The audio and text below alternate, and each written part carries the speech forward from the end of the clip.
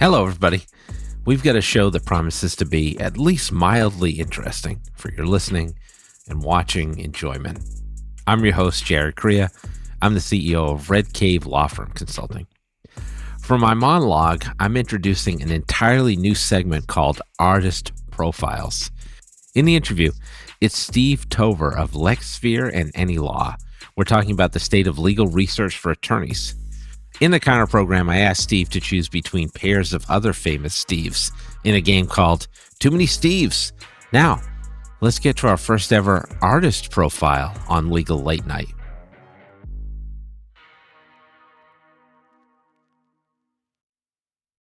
As I was looking at my complete list of perfect albums, for my eyes only, currently, I was thinking, there are a lot of singers and bands I really love who never made a perfect album.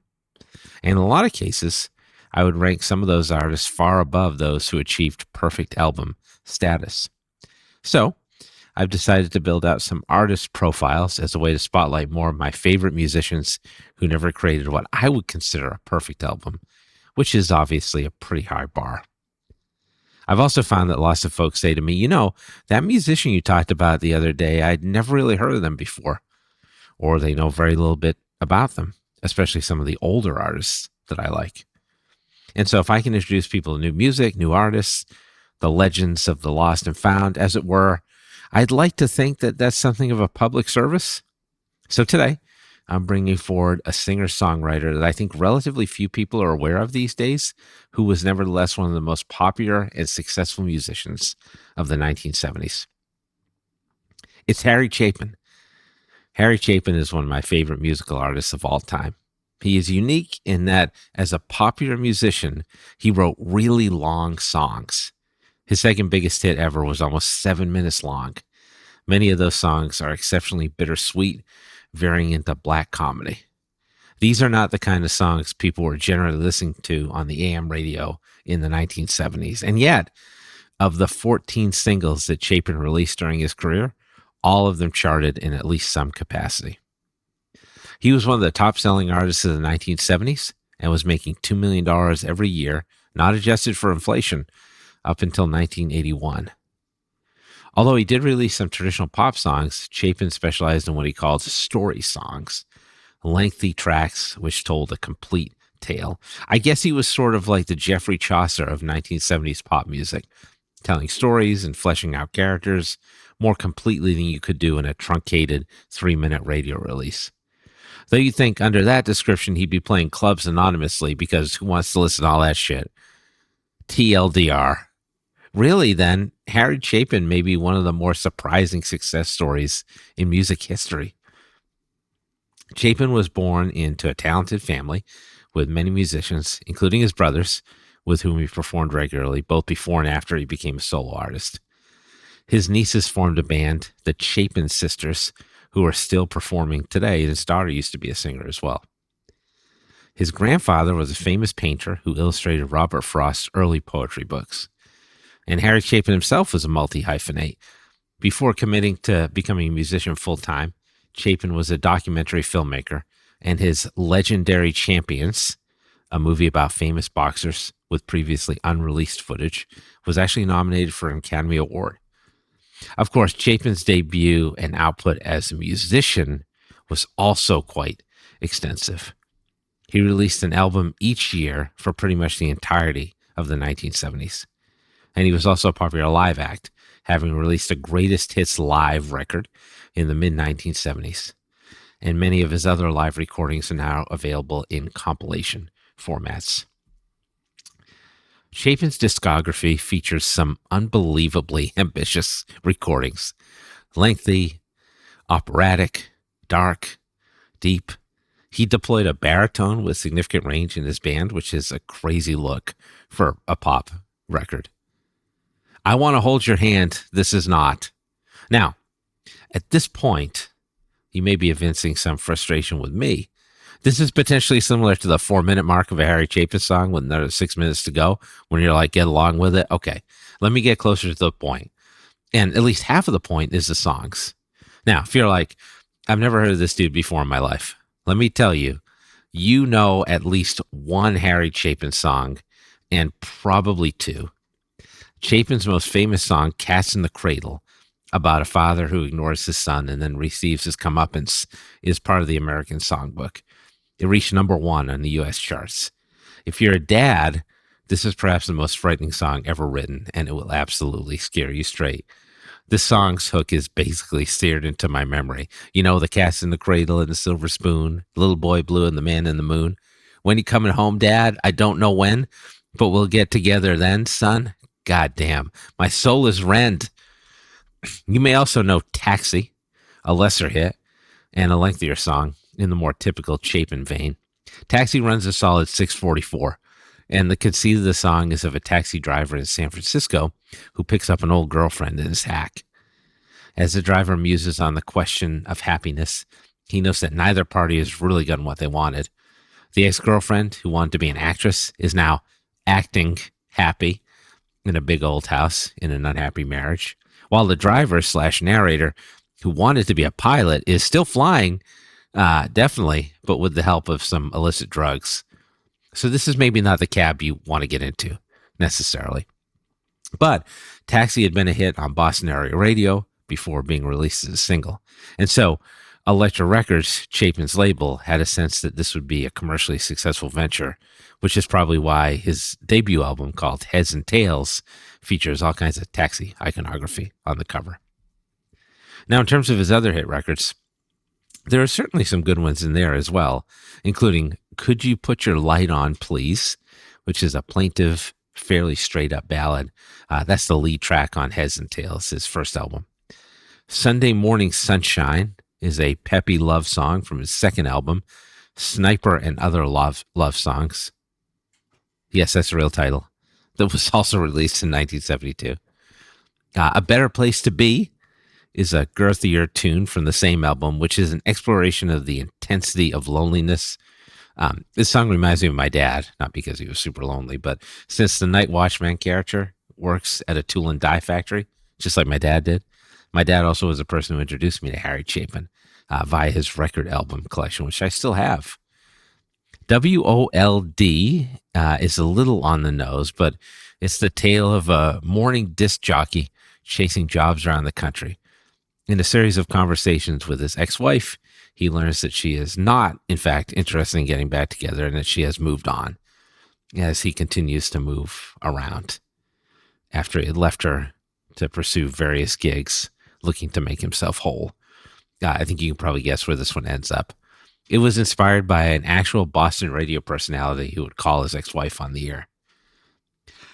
I Want to Learn a Love Song is the true story of how Harry met Sandy, his wife, who hired him to teach her guitar and eventually ended up leaving her husband for him. Yikes, that's a bad beat. Interestingly, country singer Donna Fargo released what is effectively a cover of this song in 1977, but from the point of view of the wife. Flowers Are Red is a song about how teachers try to get their creative students to conform. Sort of a perfect song for Harry Chapin, you could say. Sequel is one of his last hits. It's a unique song in that it is actually a sequel to Taxi, one of his most popular songs. Because so many people are asking what happened to the protagonist of the song, Chapin wrote the epilogue. Now, I love Harry Chapin, but this song is a fucking travesty that never should have been released. Plus, it has a happy ending, rare in the Chapin universe. I'd like to say this was a cash grab, but I legitimately think Harry thought he could turn this into something. He couldn't. You can skip this one. Now, one thing about having lots of songs bordering on 10 minutes in length and writing about unconventional topics is that Harry Chapin has a significant catalog of album songs that never charted, many of which are exceptional. As Chapin alluded to himself in concerts, he had trouble getting his songs on the radio. Some of my favorite Harry Chapin uncut gems, then, are Greyhound. This is a top 5 song for me, which is a dark two-hander about commuting on the titular bus line. Alternating between moping passivity and hell-bent anger, this song is about the destination, not the journey. Any Old Kind of Day is the best song you'll ever hear about a random day in your life where nothing happens. Dogtown is a song about Gloucester, Massachusetts, where I used to live. about the whaling days when seamen would embark on years-long perilous journeys and leave their wives isolated for long periods of time, if they even ever returned. You know, just your typical pop song. It's also almost 8 minutes long. Mail Order Annie is, yes, a song about a man who purchases a mail order bride. Mr. Tanner follows an Ohio laundromat owner who tries to make it big in New York City.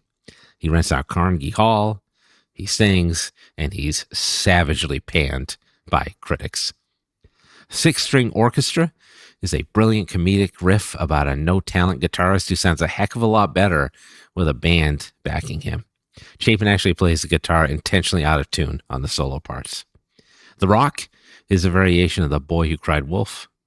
Dirt Gets Under the Fingernails is about a mechanic as it gets a glow-up for his wife, only to find out that she is secretly taking up the messy hobby of painting in her spare time. The Mayor of Candor Lied. Yeah, I know, not a lot of subtlety in the title there. Is a political epic with a couple of gnarly twists. Corey's Coming tracks an old man who works in a rail yard and tells of a daughter no one thinks is real until she shows up. Dancing Boy is a beautiful song about his young son who learns that he can draw a crowd if he dances while his dad plays guitar. I left off two songs. There are two songs that I believe represent peak Chapin, neither of which were hits. The first is 30,000 Pounds of Bananas, which is a tragicomic dirge about a truck driver who's killed when his brakes give out on a steep hill outside of Scranton, Pennsylvania. That's the tragic part, which results in a tsunami of mashed bananas being spread all over town. That's the comic part. The studio version of this song is excellent in its own right, but if you want the full Harry Chapin experience, listen to the version of the song that appears on 1976's Greatest Stories Live, in which he relays aspects of the making of the song and even performs the two original endings before he finally settled on the last published version. He talks about how he stole the guitar riff in the song from Chet Atkins. He discusses this hilarious call and answer refrain with his brothers in a band, where every time he suggests a way to end the song, they return with this distinct, "Harry, it sucks." I think the endings are all good, though. He discusses how he tried out a country ending, where he suggests maybe something about motherhood this time because the song already had a truck. Well played. Harry's in complete control here, flourishing all his powers, interacting effectively with the band, the crowd, and Los Angeles Memorial Choir, which also appears on the song. This is just a great tune.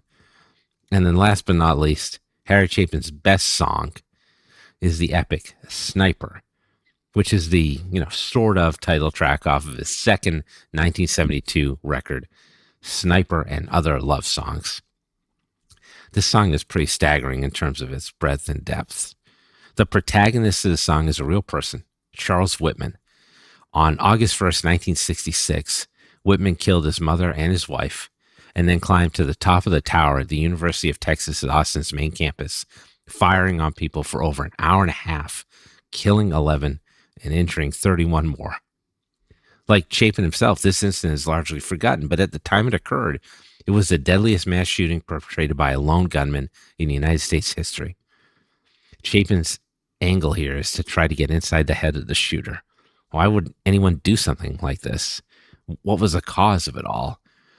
In the song, the shooter intensely prepares for his rampage and engages in it, while Chapin intersperses others' perspectives about him, where they seek to distance themselves from his actions. The lyrics suppose that the shooter was ignored by his mother as a child and is seeking answers. His conversations being held at the end of a rifle point with his victims. The character feels as if he needs to find a more experiential life, and by killing his victims, he proves his existence. It's the gunman's perverse triumph, the high point of his life, when he feels the most real as he slaughters innocent people until he's finally killed himself. In real life, Whitman's father was emotionally and physically abusive to both him and his mother. This is a deeply fucked up existential song about the roots of violence in America. Definitely listen to the studio version of this track. But not surprisingly, there is an excellent live version of this song from Chapin's 1975 appearance on PBS Soundstage. Harry Chapin, though, left a legacy far greater than his music. He was a tireless fighter for eradicating hunger around the world. Chapin saw hunger and poverty in a country as prosperous as the United States, in particular, as an insult to America. Not only were more than half of Chapin's concerts benefit performances, it's estimated that he gave away a third of the total of his paid concert proceeds as well to charitable causes. In 1977, he organized a benefit concert in Detroit with other headliners and 70s singer-songwriter stalwarts James Taylor, Gordon Lightfoot, and John Denver. That same year, he was appointed to the Presidential Commission on World Hunger by Jimmy Carter, and he was the only member who showed up to every meeting. His efforts inspired other prominent anti-hunger events like Live Aid, USA for Africa, and Hands Across America. He was a co-founder of World Hunger Year. There remains the Harry Chapin Foundation, which is provided over by his wife. In 1987, Harry was awarded the Congressional Gold Medal for his charitable contributions. It is not an exaggeration to say that Harry Chapin was one of America's greatest philanthropists. Now, they say that only the good die young, and Harry Chapin died on July 16th, 1981, when he was only 38 years old. He was involved in a car accident on the Long Island Expressway when he was rammed from behind by a semi-truck after he was changing lanes erratically and slowing his speed. No one knows exactly what happened. It could have been that Chapin was having car trouble at the time, although he may have gone into cardiac arrest during the accident. Unsurprisingly, Harry Chapin was on his way to a benefit concert at the time. Next up is Steve Tover of LexSphere and AnyLaw. We talked about the modern state of legal research, how law students research now, and whether AI is a bubble. So let's pop that bubble right about now. Well, I've effectively run out of things to say, which is awkward because this is a podcast. So I'm just going to take a little nap. I'm trusting you all to wake me up in about an hour, okay? You think you can do that? No, I'm just fucking with you. While I would dearly love to take a nap, now is certainly not the time because we've got legal research to talk about, everybody. And who among us is not entertained and intrigued about legal research? If that's you, which I know it is because you're an attorney, I've got great news. Our guest today is Steve Tover, who's the CEO at LexSphere and AnyLaw. Steve, welcome to the show. How are you? Hey, Jared. Thanks for having me. Doing great. So, Steve, we've known each other for a little while. I see your stuff on LinkedIn. I don't even know if I'm fully aware of what LexSphere is. So, would you mind educating me and everybody else out there about what this even means and does?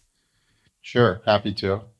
As you know, we started originally with AnyLaw, which was an alternative legal research platform to some of the big boys, Westlaw and LexisNexis, to be specific.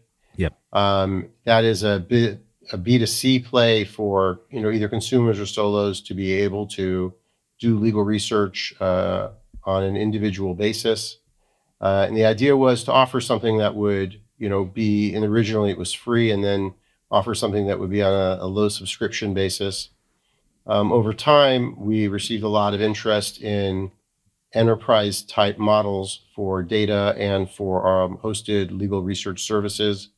And in the last 6 months, we've pivoted to that direction specifically so that we have something that we can work with enterprise partners to be able to offer them a standalone hosted service or an API for companies that want to be able to offer their law firm clients a legal research service as one of the add-ons.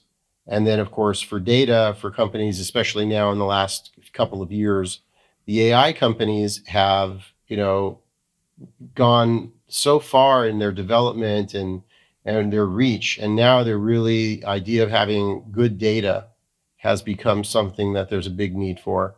We're sort of filling that breach. And that's where LexSphere was born for those two purposes. So it sounds like some of this was driven by a desire from partners, potential clients of yours, and some of this was driven by advancements in AI. Would that be fair to say? Or? Yeah, I think so. I mean, there's been a couple of reasons why this has happened. So much of the legal research space has been consolidated in the last 5 years. When we first started the company about 7 years ago, we really were one of about 8 or 9 companies in the legal research space. Since that time, there have been several acquisitions. There have been a couple of companies that have closed. And specifically, very recently, one of the major acquisitions was when vLex acquired Fastcase that had previously merged with Casemaker. And they were sort Yes, of in the right. level that we're dealing with.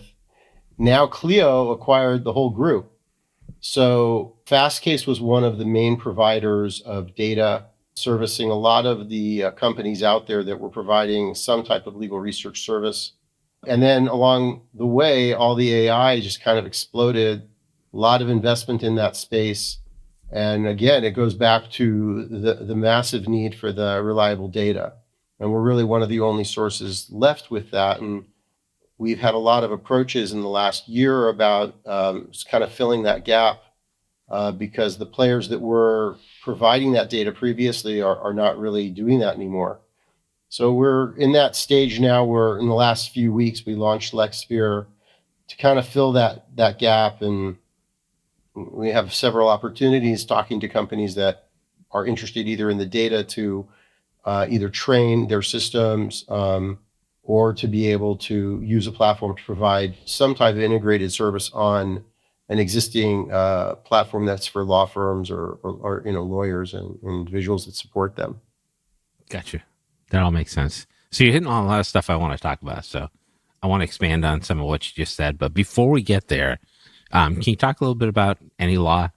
Like, as you know, there's been like a lot of changes in the legal resource space, but it sounds like it's still valuable to have a product out there that can kind of be useful for consumers and also the smaller firm lawyers.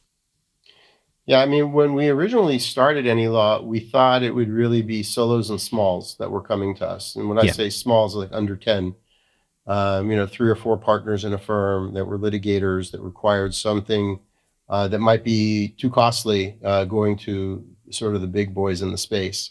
Yeah. What we found was that a lot of individuals, especially when it was a free product, we were getting a lot of pro se litigants, people that were representing themselves in court, looking up things online. Get a lot of people just looking up their name online and they find it, in Google, and then Google points them to us and other places that have, their name or cases listed.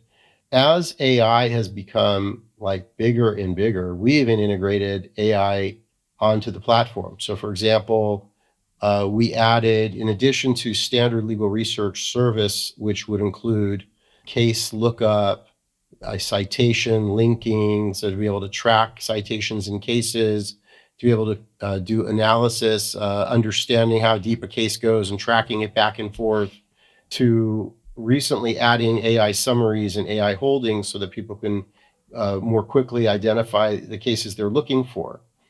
But what happened in the last year or so is so much has moved to how do you use AI to make legal research faster and more efficient.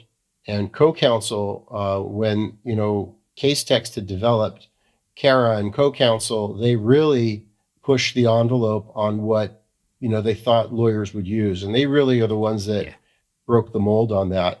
With the acquisition of vLex by Clio, vLex has Vincent, which is their own AI component. Companies like AnyLaw or LexSphere, we're not developing any AI. We're using existing AI. And so we'll use an API. Right now, we're using an API by OpenAI, and we'll use that to do queries with prompts that we've prepared that will enable the types of things that I've described, like summaries and holdings. This next phase of where we are, we're actually implementing other AI on top of our data to allow for analytics and pattern recognition, how judges rule, how courts rule, types of decisions and jurisdictions, attorneys, track records, things like that. We're also building out an AI citator because we already have certain functionality that allows for that. And currently the best citator is Shepards.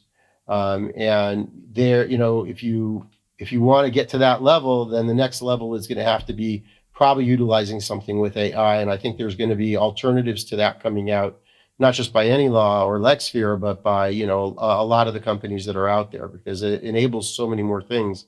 really that you can do with the data. That's interesting to me. So you've got these AI features and you're kind of servicing some lawyers and some consumers. I'm interested to know, like, do consumers use AI legal research features? They have access to it? So we're moving away from that because they're not using the same level that a lawyer would or a paralegal would. The actual, research features like proximity operators or linked citations, they're not trained in using that.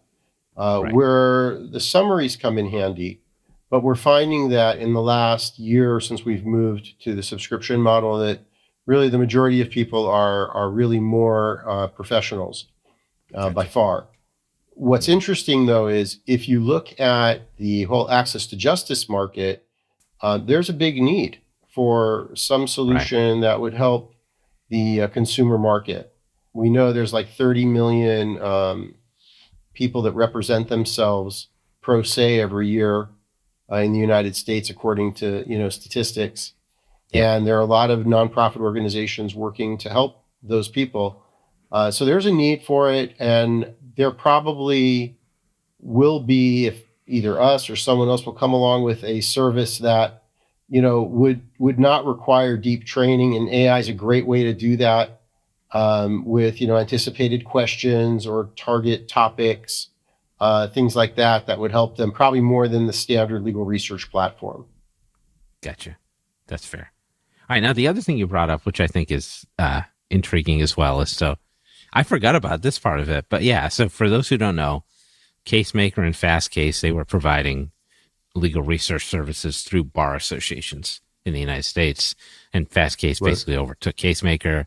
And then Fastcase was acquired by vLex, and then vLex was acquired by Clio. It's like one bigger fish eating the smaller fish over and over again. Yeah. So, Steve, I know you're obviously biased in this space because you run a research company, but what do you what do you think that does to the legal research market in both the United States and Europe? Because vLex is a big player in Europe, obviously.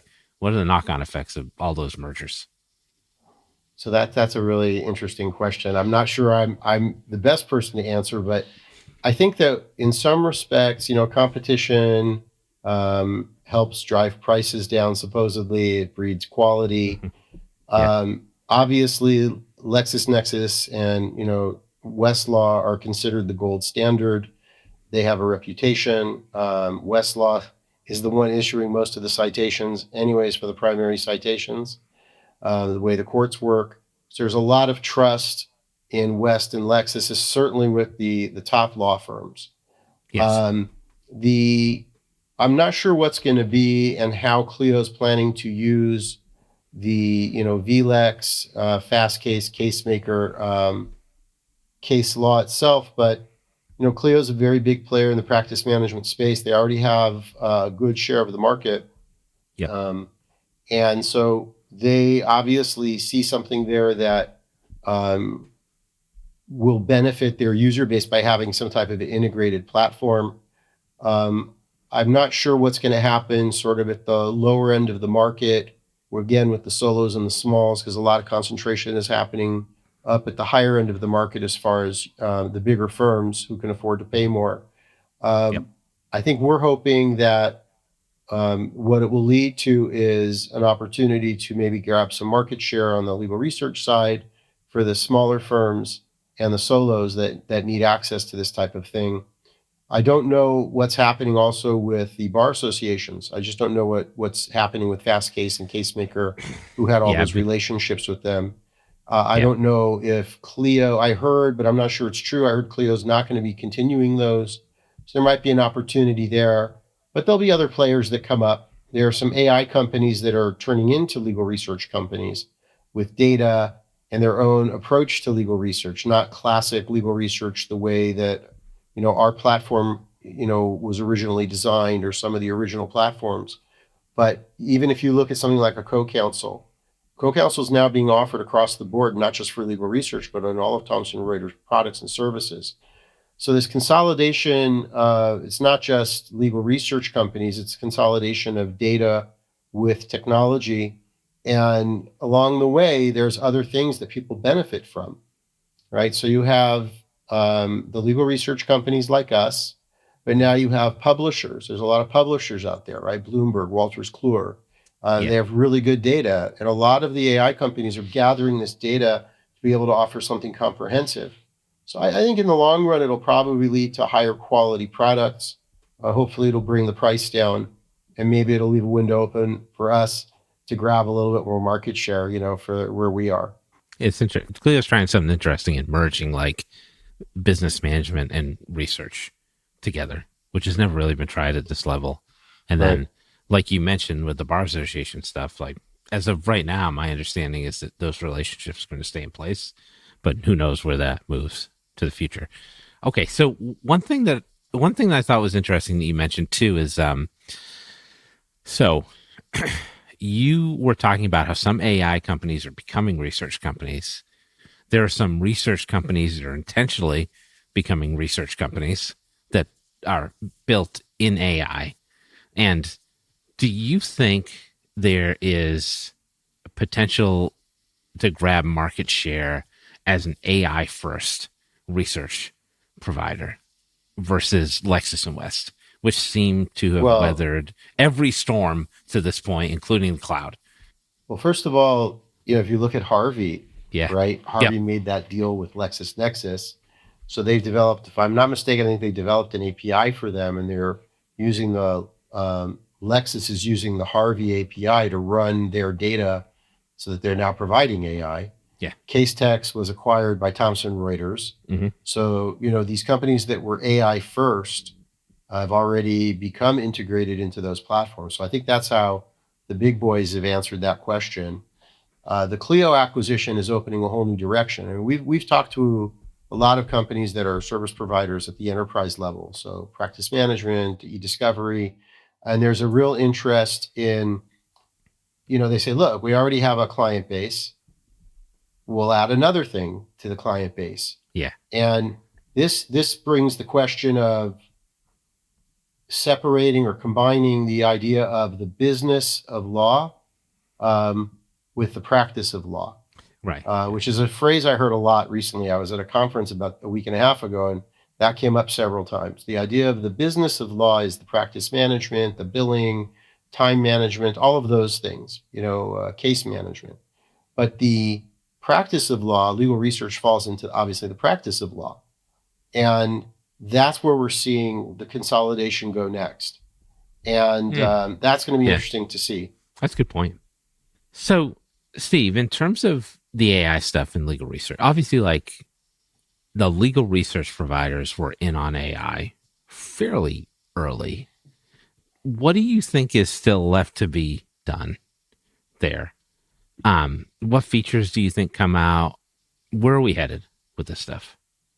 I mean, just I could see from what we're doing, I think that the thing that's going to probably have the greatest value is using natural language and having like semantic search so that it's very intuitive. I don't think it's there yet. I think I was at this conference, and the person who gave the keynote spoke, and he said, we're the stage that AI is at today is the worst AI we're going to see. The AI is getting better. The infrastructure is getting better.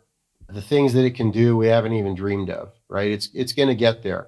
When it gets to the point where the semantic understanding of what somebody's trying to do when they're using the AI it's going to be amazing. It's going to be very effective to help move things along. And that's, I think, where that's probably going to be the biggest jump, so that somebody can talk about a topic or an issue to the AI and immediately get either cases that they need, if we're talking about legal research, or even summaries that would help them quickly understand if this is something that might have value, and eventually getting to the point of saying, these are the legal issues that you should be aware of in these cases, and this is why this case might be more effective. And then combining it all with, things that have been done from a pattern standpoint, if you're going to a specific judge that has a track record. And I think that as that becomes more accurate and we get away from hallucinations as we know them today, and we get to the point where you can really rely on the AI to really deliver good stuff, I think that's going to be a very big leap in the legal research space for sure, but in general in the practice of law. Yeah. There's some really cool stuff on the horizon Yeah. for sure. Well, yeah, let me ask you about this because you just brought it up the hallucination thing. I think that's one of the reasons why lawyers have not necessarily aggressively been adopting AI, legal research in particular. Like, as somebody who has a research company, are you just looking to get better every day in terms of eliminating hallucinations? Is there a certain percentage you're looking for?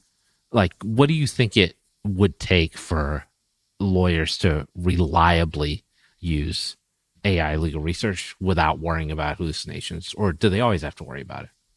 So I think you have to compare the AI as a tool that's going to help you whatever professionally, just like you would use an associate. I don't think anybody would use an associate to do their legal research and not check their work, certainly not a Yeah. first year associate. Mm-hmm. And I think that's how you have to look at AI at the current stage that it's at. It can't be trusted by itself, right? So that's number one. The lawyers, at the end of the day, they're the professionals. They're responsible for the work that their associates put out, and they're responsible for spell checking their work in Word, even if they have a spell checker. Yeah. AI is the same thing.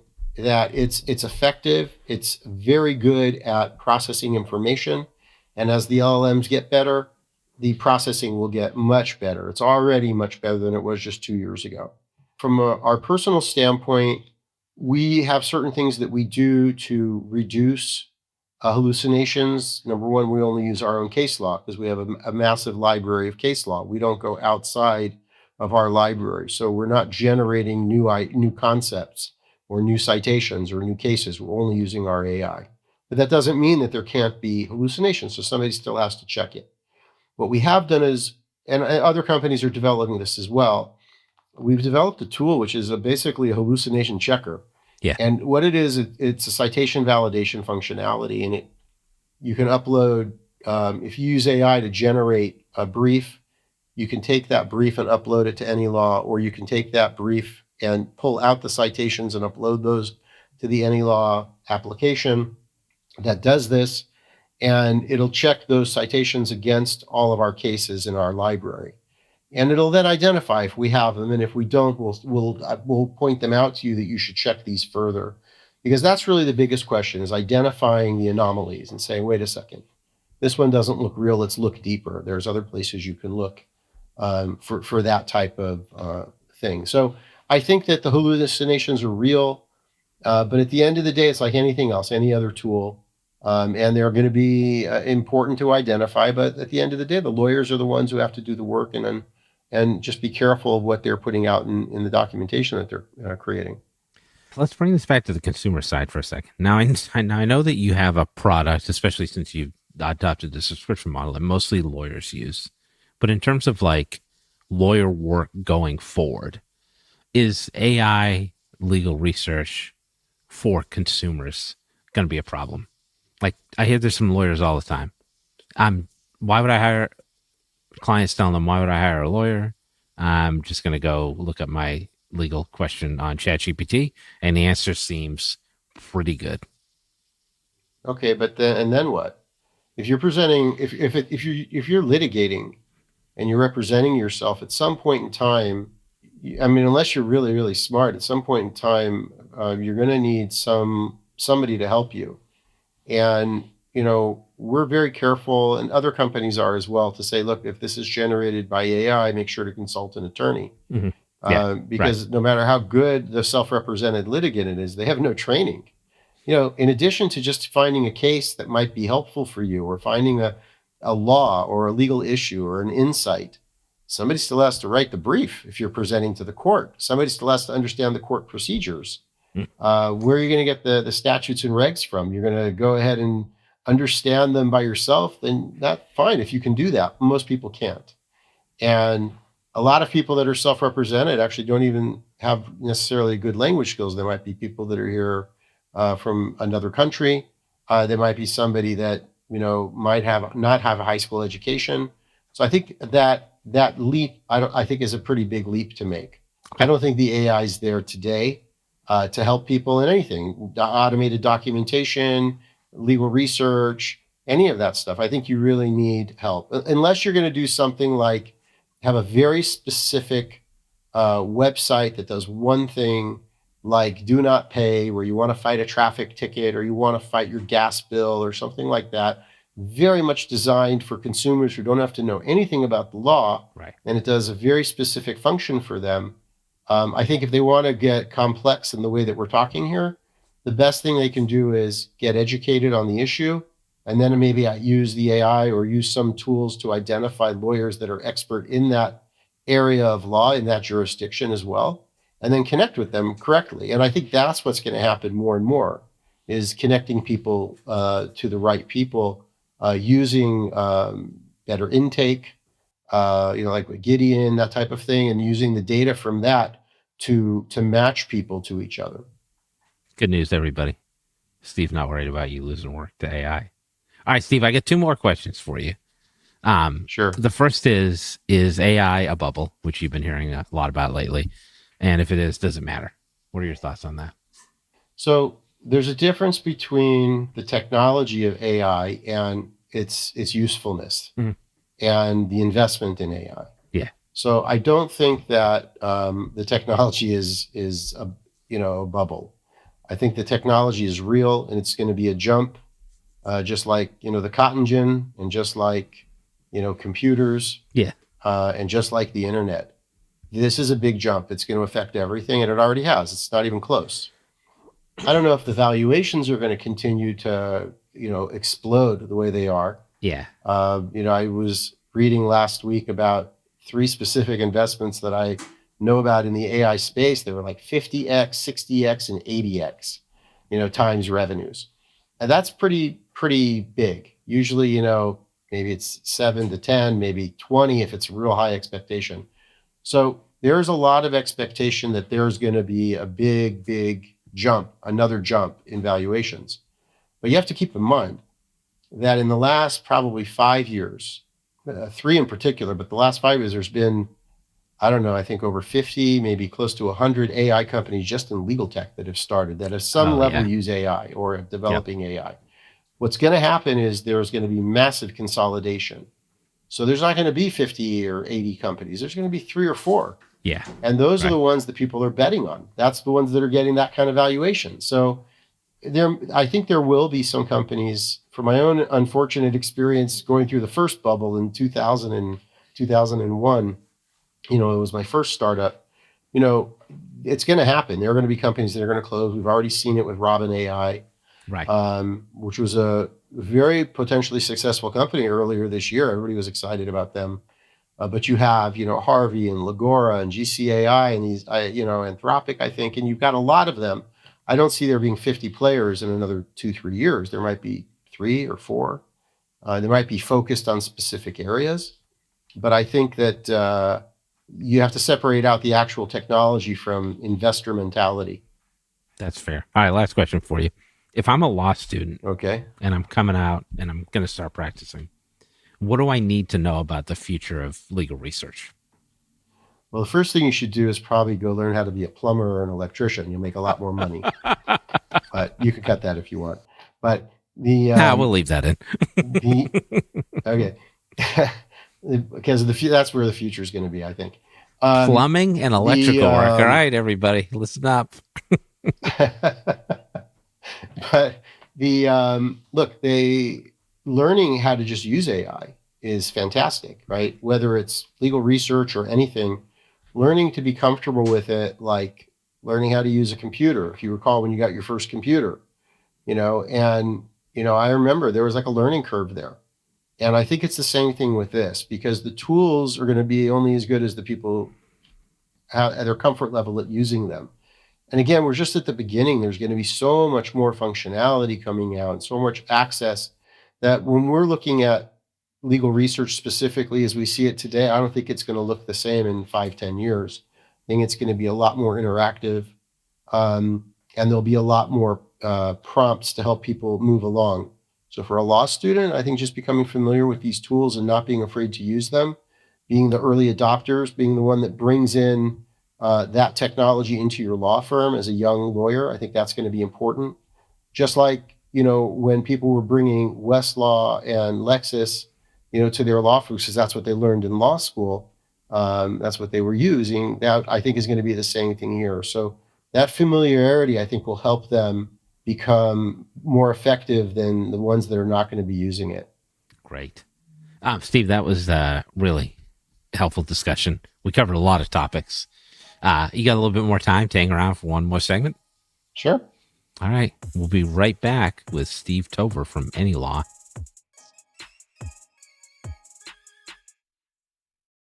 All right, everybody. Welcome back. Here we are again at the Counter Program.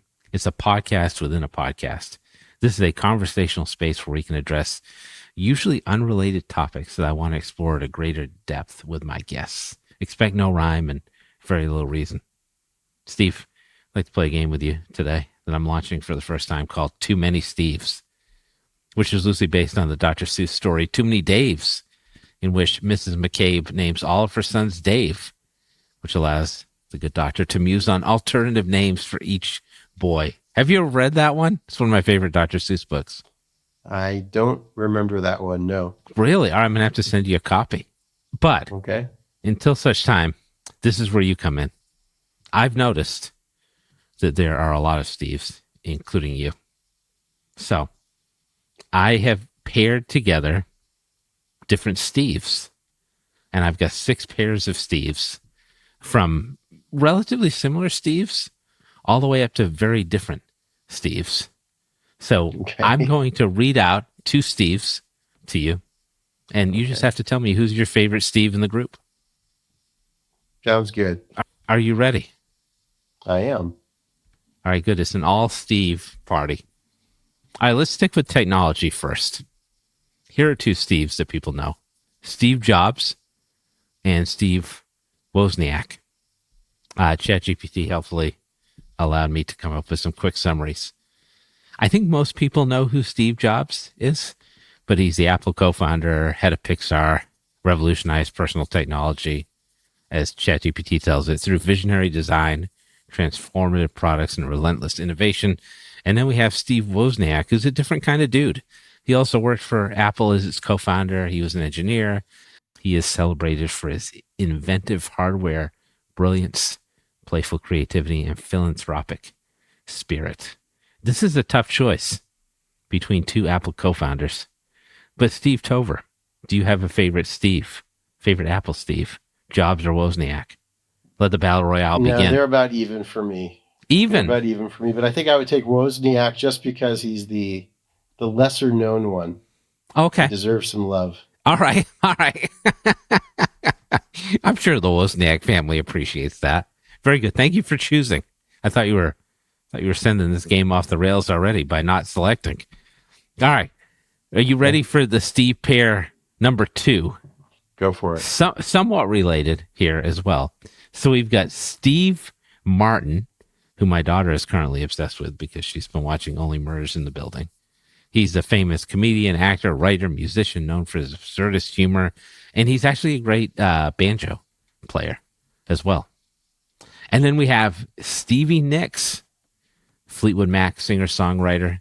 She's into mysticism. She's got poetic lyrics, and she's also had a solo career as well. So we've got Steve Martin and Stevie Nicks. Which is your favorite Steve? I'm actually a big fan of both, and that's closer to my age group as well. But Steve Martin, hands down. I used to know all his routines by heart, from the Let's Get Small album to Saturday Night Live appearances. It's not even close. Yeah, it's tough to beat Steve Martin for sure. All right, we're moving on to pair 3 in the Steve Bowl. We've got Steve Irwin, the crocodile hunter, Australian wildlife expert, conservationist. And then now we're getting into some different Steves here. A very different Steve. Steve McQueen, actor, cultural icon, star of Bullet. I think Steve McQueen's been dead for a while, and he is still very relevant from a cultural standpoint. So you got 2 really different Steves here. Do you prefer Irwin or McQueen? So I'm actually a big Steve McQueen fan, and I think the Good. thing that sold me on him was the Magnificent Seven. I think he was the king of Oh. cool, as they say, and that movie like just sold him. He was young; he was 30 years old when he did that movie. I think that Steve McQueen wins that one. Tough beat for Steve Irwin, but I also feel like it's really tough to be cooler than Steve McQueen. Well, I'm glad we're hitting all these cultural touchstones for you. I'm excited. All right. Now we've got another very different pair of Steves, the Steve pair number 4. We've got Steve Nash, Canadian basketball legend, 2-time NBA MVP, elite playmaker, NBA coach, versus, in the bracket, Stevie Wonder, singer-songwriter from Motown and beyond, multi-instrumentalist, groundbreaking albums, social activists. We got Steve Nash, Stevie Wonder. Which is your preferred Steve, if you had to choose? Both greats, really greats. I would choose Steve Nash only because I really watched him play a lot when I was younger, when he was in the NBA. And I really loved him, even though I was a Laker fan. We used to see him a lot because he was on the Suns. So great player, great player. I didn't know you were a Laker fan. Had I known that, I would have invited you on the show. I was literally at a Celtics game last night. I'm also a Bird fan, though, Okay. just so you know. You've redeemed yourself. Okay. What's your favorite Steve Nash era? Like the Suns era? Steve Nash? Is that when he was at his definitely best? the Suns. I think so. Watching him play, there were a few guys like him if you really want to go down that route, but, there were some pure point guards. Right. There was him, there was Stockton. You had a couple of guys on the East that were amazing.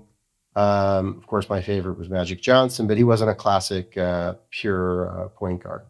But I think Steve Nash really was, and he was amazing. It's tougher to find pure point guard. A lot of the NBA point guards now are score first guards.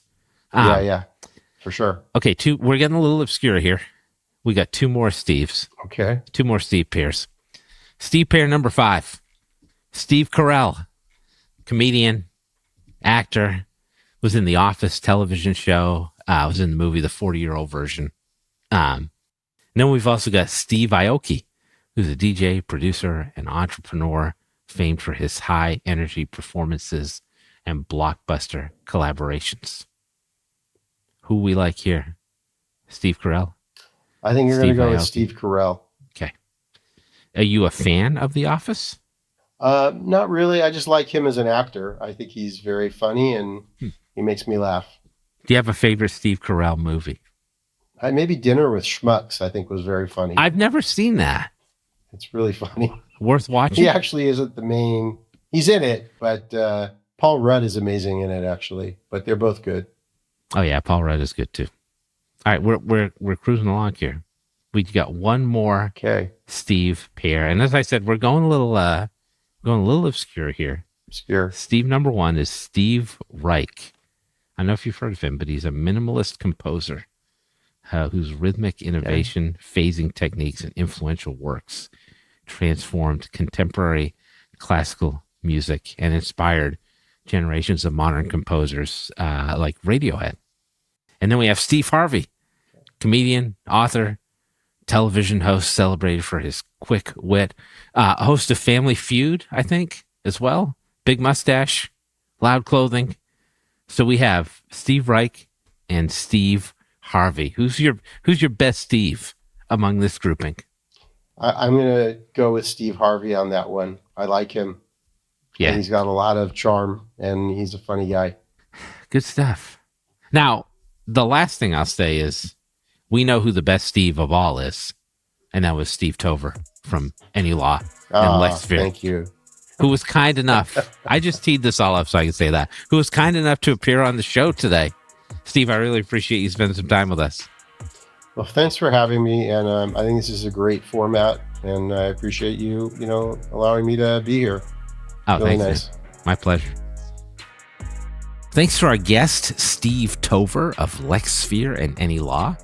To learn more about Steve and LexSphere and AnyLaw, visit both lexsphere.com, SPHERE.com, and AnyLaw.com. That's AnyLaw.com.